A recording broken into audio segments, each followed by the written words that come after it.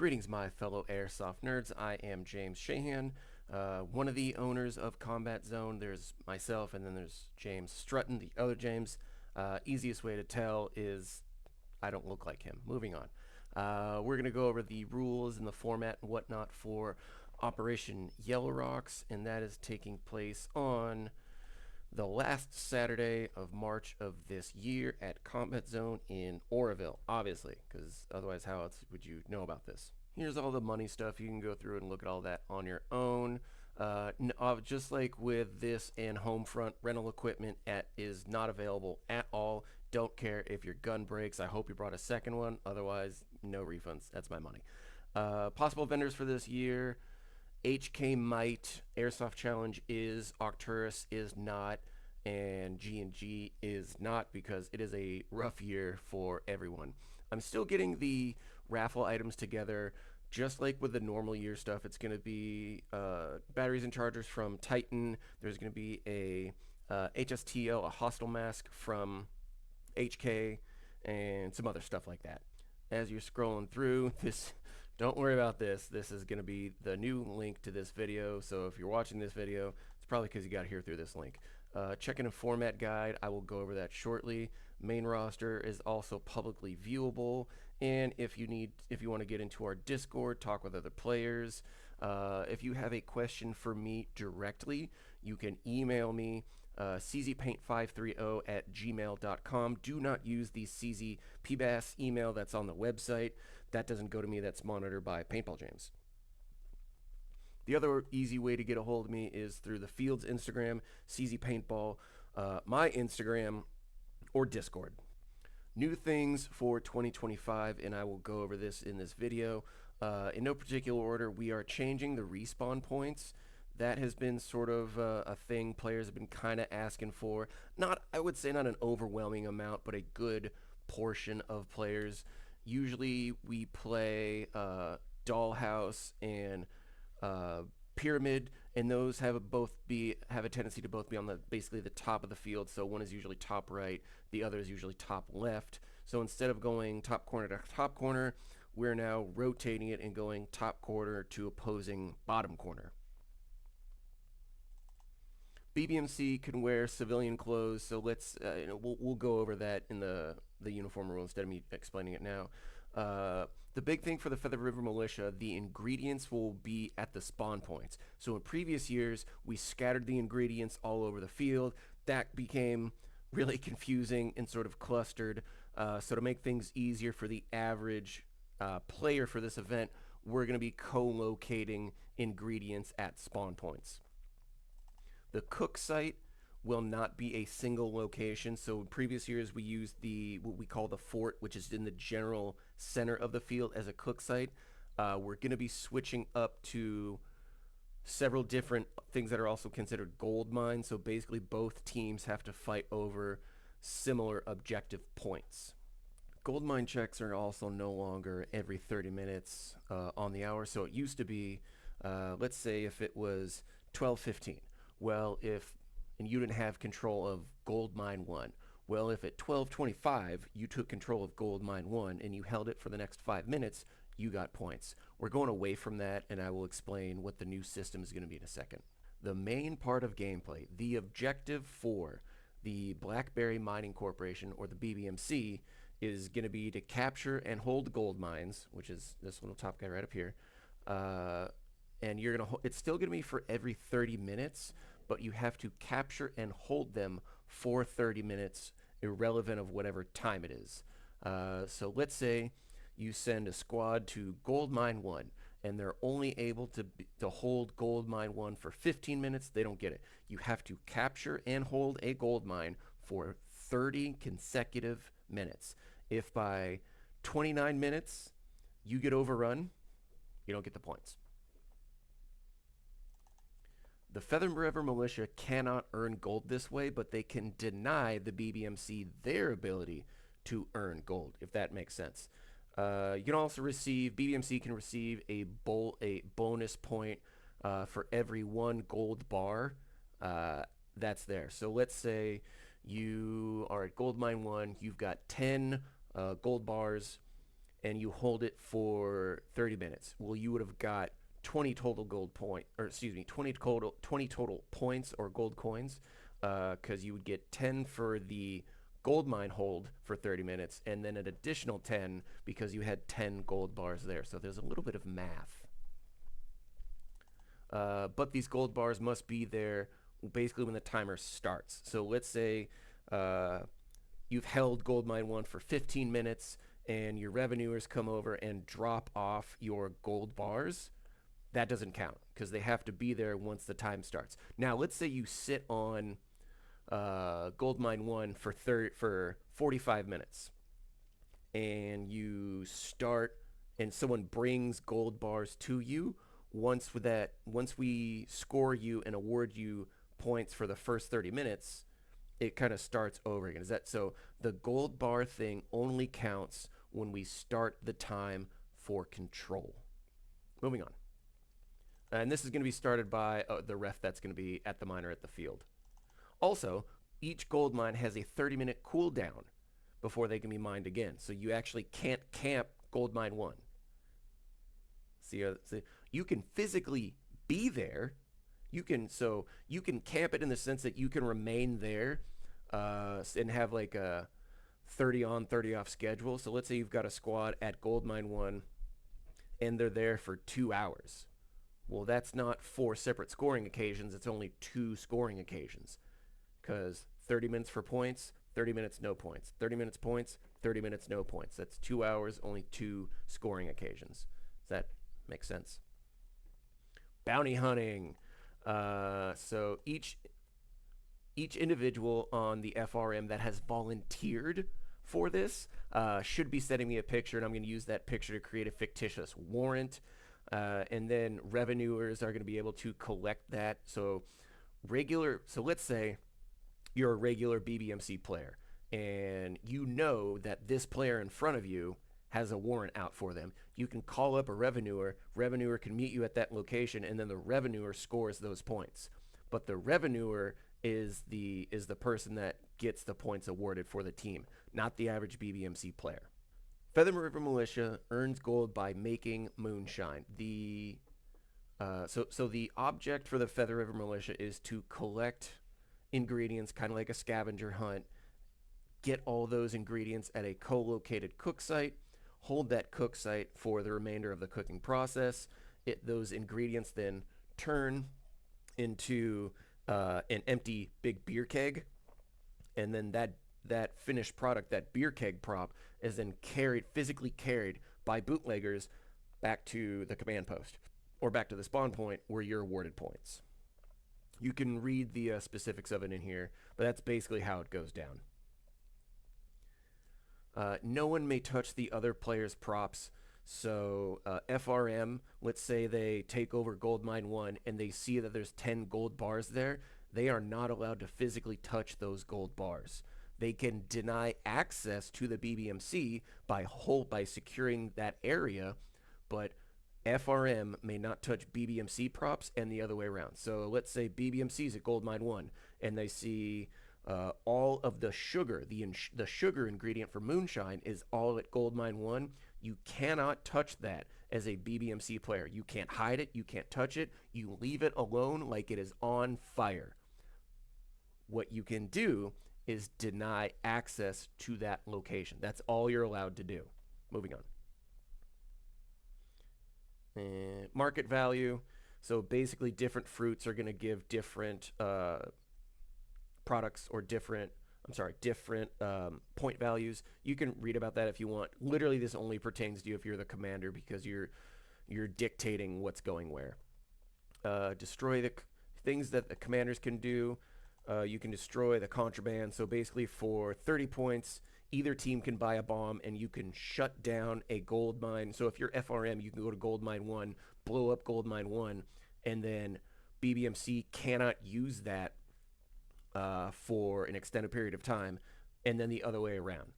So if you know that that's the only available gold mine, well, you take that away from them, and you can, in theory, if you time it right, you can have an entire gold mine inaccessible, or, well, not inaccessible. You could have it not earn points for a full hour. I just took out the mobile respawn rule. I wanted to do that earlier. The reason we're not going to do mobile respawns this year is they just get too ragey for the average entry level, newer field level player. We're just going to keep it, the main spawn points, and that's it because so much rage happens around this mobile respawn rule. I'm just done with it for this year, and we're going to see if that changes any of the we're going to see if that changes the event experience. Mandatory player items, things you have to have. You have to have authorized eye pro. Now, everyone for this event must have rated full seal eye protection. If a referee sees you with what they believe is not rated or full seal, you have to prove it to them. If you're not able to prove it to them, that's it, you're done. So like regular like those clear woodshop glasses are not good to go. They are not full seal. If you've got the kind that are full seal, cool. But most of you know what kind of glasses I'm talking about, and if that's not full seal, that's not good to go. Obviously, you have to have your faction uniform top, so I'm going to go over the uniform rules in a second. You can have up to 2 ace-style bandages, at least 2 inches wide, 15 inches long. That's about the standard dimension for like an ace-style bandage, and it can be the elastic ones if you want. Who cares? You can use the green and orange True Aim / Airsoft Ministry armbands. That's fine. The little clicky kind that click together, or the Velcro wraparound. That's also fine. Generally speaking, the normal standard for our events and Airsoft events as a whole is the Milsim West tourniquets, and you can bring your own mine. You don't have to buy them through us. So I've designed this so you can use pre-existing equipment that you may or may not already have laying around at your house, or if you've played events or fields, there's a chance you already have this. No, no, no, you may not use real tourniquets or real tourniquets that you have converted. Don't ask me. Even though like some guys be like, hey, I know you said don't ask. No, no, shut your mouth. I don't want to hear it. I don't care about your opinions. I don't want, no, just no. Oh, I want you to explain I don't have to explain anything to you. The end. Move on. Some kind of 10 by 10 dead rag. If you have a red bandana, that's fine. You get a red G&G dead rag free with admission anyway. That way we make sure everyone has this equipment. But if you have one that you like, maybe you have the ones with the cool little Velcro on the top so it sticks to your helmet, that's fine. But everyone will at least be provided with a G&G specific dead rag. And those are kind of like plasticky, like tarpy kind of material. You don't have to have this physically on your person, but you do have to have access to water, so you're able to drink water while you're playing. We will have a couple cases of water at each spawn point. That's going to be a thing we do. That's free for you to drink. So if for some reason you're like, oh no, I left my water in my car, you don't have to walk back to your car. Look, we're going to have some water bottles out there for you to drink. BBMC uniform rules. They have to be long sleeve. No t-shirts, no tank tops, none of that stuff. If we see you on the field wearing a t-shirt, we will tell you to fix your deficiency or you're going to be pulled off the field. There's no arguments, there's no but. You either follow the rules or you're pulled. Obviously, you can't wear anything that's going to look like the other team. So I don't care. It's like, oh, but I really wanted to wear this. I don't care about what you want. You're going to do what I say as per the rule set that you had to agree to when you bought your ticket, or we throw you out and I keep your money. Your pants have to match what your faction color is. So you don't have to have matching. Like if you can wear like a multicam OCP top and then solid like brown pants. That's fine. You don't have to be like military matching. That's totally fine. If you want to wear gray pants and a brown top, go for it. Good for you. That's totally acceptable. Solid colors are going to be brown, tan, and gray. And then I have a bunch of different camo examples. These are the basic, most commonly seen colors and patterns that you're going to see. The old school I hate UCP, the Air Force, Tiger Stripe, different desert patterns, and multicam or OCP. This is going to be the most common one you're going to see, and then you'll probably see a couple guys maybe rocking some old school DCU, and that's going to usually be about it for military stuff. Other than that, what you'll most likely see is like civilian stuff. Revenuer is a class within the Blackberry Mining Corporation. So you're still on the same team, but it's like a subclass or subcategory that has their own specific uniform code or uniform rules that you can read about if you want. Basically, the revenuers are the ones that transport gold bars from point to point and that collect on bounties. So that's why they're important to have.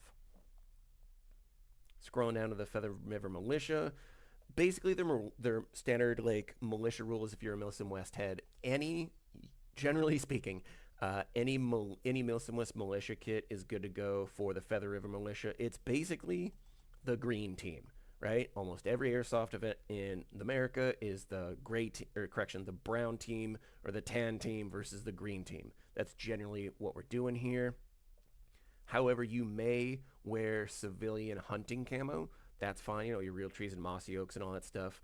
M81 and all the different M81 variants, your tiger stripes and brush strokes, stuff like that. And anything that can't be confused for, what am I thinking? For a BBMC pattern. That's fine. Bootleggers are the revenuer equivalent of the Feather River Militia. They are flannel shirts of any color except black, blue, or gray. This is so that we don't confuse them, or you won't confuse them with a revenuer. But these are the guys that transport the finished moonshine product from the cook site to the base, so you can score points. Uniform regulations: no red headgear or red headgear accessories. So you can't wear like red duct tape around your helmet or anything like that, because that's going to confuse players into thinking that you're hit, even if you wear like a red baseball hat. No. I think you're too smart for airsoft, right? Because this will happen. Guys will say, oh my God, he has a red baseball hat on, so I can't shoot him because that's his dead rag. No, damn it, no. That's not how this works. If you're going to wear cold or wet weather gear, it's got to be faction colored. Look, the weather's supposed to be absolutely beautiful, so you don't have to worry about any of that. You have to wear long pants. You cannot wear shorts. So it's long sleeve shirt, long pants, closed-toed shoes. If you don't like that, don't show up to my event, and I'm going to keep your money. I don't care what your equipment color is. That doesn't matter. If you want to wear a brown long sleeve shirt with a green chest plate or a green chest rig or plate carrier, cool. As long as you understand that you're probably going to confuse your friends, which means you're going to get friendly fired a lot, and then you're going to get an argument with FRM players. Basically, you're going to get in arguments with stupid people that don't know how to differentiate between a uniform and a piece of gear, and also can't read the rules. So as long as you understand that's a thing, God bless. But I'm not going to make someone buy equipment for a $50, $60 field level airsoft game. That's just stupid. Here's the equipment rules. If you want to go through and read those, that's fine. And pyro. We are allowing Enola Gay, IWA, and Taggin specific products on there, but you have to pre-order them through us. Right off the bat, no launchables are allowed. Like the Reaper rounds, they're not allowed. There's no point to those at a field. B, what are you going to use them for? No. There's too much of a close proximity on this field to where I do not trust airsofters not to be assholes with this stuff and hurt some little kid. We're not going to do it. There's everyone from this event that's going to be like a Milsim West diehard regular down to like this 14-year-old, and it's probably their first time playing airsoft with their friends, and they just want to do this cool event. So no launchables. The only thing you can quote-unquote launch is going to be like a shower shell round.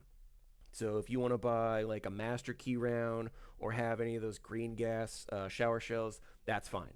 But no solid projectiles at launch. Not going to happen.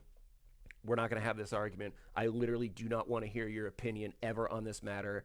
So shut up. We have EG67s for pre-sale. We also have tag-in AFG6s for pre-sale already. We will have some at the field, but if you are thinking you're just going to show up to the event and we're just going to have this plethora of pyro and BBs, that's not real. because the only thing that's going to be left over in inventory is whatever didn't get pre-ordered and whatever we carry regular anyway. So if you want a bunch of something, yeah, you're going to want to pre-order them. If you just want like one smoke, a bottle of 2.8s, and then an EG67, we're probably going to have that on hand for check-in at the event. Standard FPS rules, I'm not going to go over this because they're the same for all of our events. You can go through here, but if you've ever played any of our events before, been to our field before, this shouldn't be anything out of the ordinary.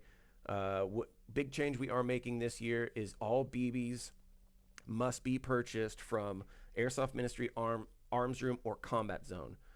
So they don't necessarily have to be purchased only at the field. If you're an Airsoft Ministry player, you could buy HBA BBs at Airsoft Ministry or our G&G BBs at Airsoft Ministry and use them at Combat Zone. If you're a Combat Zone player and you bought a bottle of 3.2s last weekend, you only used half of it, you can still use those remaining BBs for that event. Does that make sense? Like, you don't have to be like, oh no, I didn't finish this half a bottle of BBs, I have to buy a whole fret. Who does that? Why? I don't know why you people think that's a thing. It's not real. The internet makes up their own thing. For medic rules, every player can have up to 2 bandages. There are no medic-specific classes on this one, so any of your teammates are your medic. But usually, since not whatever reason airsofters don't understand that, I'll say medic and just hope everyone understands that, because airsofters aren't the brightest for this. Because again, no one wants to read rules. You cannot apply bandages to opposing teammates. Also, if an opposing medic applies a bandage to you, you can't just spawn and be like, aha, I got you. No. That's null and void, and neither one of you are paying attention, and neither one of you probably care about the rules. You're just like, yes, I'm going to have this thing, and I'm going to... No. If a ref sees it, if a ref sees a BBMC medic, heal, and FRM player, that ref is going to stop that medic and correct the deficiency if you don't have the integrity enough to do it. Or if you just get confused, you're all like jacked up on caffeine and you res up, and then like a ref or a player sees that, someone can go, hey, that respawn does not count. That's null and void because that is an like you two are on different teams. That doesn't count. That makes sense? But I wanted to win. Shut up, you're what's wrong with this game. Standard, if you get shot anywhere on your person, you basically go down, you take a seat, you put a red rag on your head, do that whole thing. You could do like a dramatic death scene if you want. It's not mandatory. One of your teammates is going to have to come over and heal you. If they don't heal you within a certain time, you have to stand up, walk back to respawn, bing, bang, boom. You want to read the specifics and the time on that? Go ahead, it's right in here. This is the basic game map, and you can find it all over the place. The spawn points are going to be pyramid and what we call trucks or satellite. These are going to be your... Why isn't there... Wow, okay, the numbers don't matter. 1, 2, 3, let's just say 4 and 5 different gold mines on the field. Remember, once you use a gold mine, that goes away after 30 minutes. So you can just read the rest of these rules and the particulars if you're just tired of hearing me blow through things. And that's really it. We'll go over the real quick. If you scroll back down, my check-in and format guide has additional visuals and a more broken down rule set. I have pictures on here, and this will go over like check-in and chrono, like the specific check-in points of what everything looks like, how all the check-in stuff's gonna work, where the stations are located, what your check-in card's gonna look like. I'm gonna start filling out. Basically, there's more visuals, and if you have problems reading and comprehending, good news. I have pictures, and most of these pictures are in color, so that's cool. Our gun rules and what is and is not allowed for certain types of guns. More picture examples, right? We're starting to see sometimes what kind of player comes to these events. I literally have to have like a thumbs up for some of this shit. Different uniform examples of what is and is not acceptable. Yay. Yeah, literally, you can wear this HK Paintball jersey. I don't care. That's totally you could go mag fed out, bro. I don't care. That's fine. As long as the colors match and their long sleeves and their long pants, that's what we're going with. That's the standard. Some admin rules through here on like markers and stuff like that. And I will go through most of this stuff during the safety briefing as well. And that's it. That's the basics of the event. If you have any questions, throw them in the comments. Hit me up on Discord, Facebook, Instagram, email. So many ways to get a hold of me. I love you guys, and I will see you at Yellow Rocks.